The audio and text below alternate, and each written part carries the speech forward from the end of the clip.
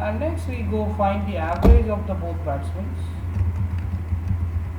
So how do you find average? The average also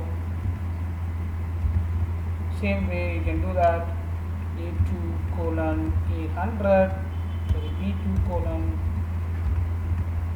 B100.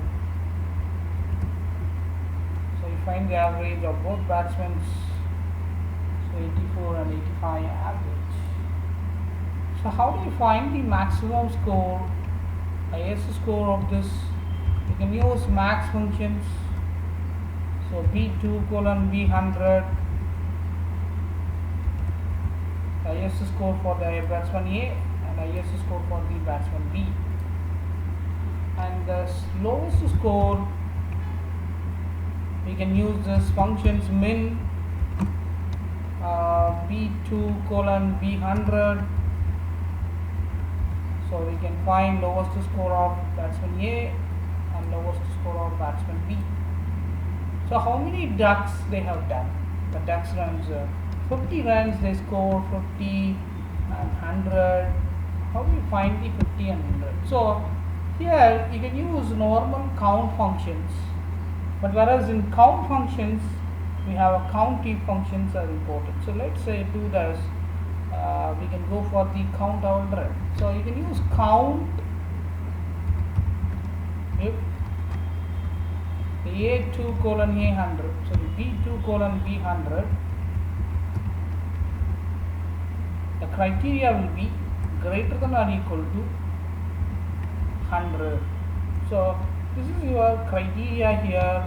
Based on the criteria, it will count the score and 20 hundreds and 25 hundreds.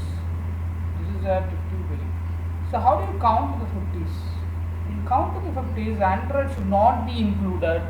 The runs between 50 to 99 only will be taken into the account. So how do we count such things? You can use this count if S. This is very interesting formula.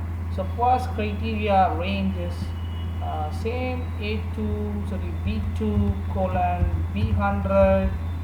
The criteria will be greater than or equal to the batsman A and batsman B records with the help of the count functions.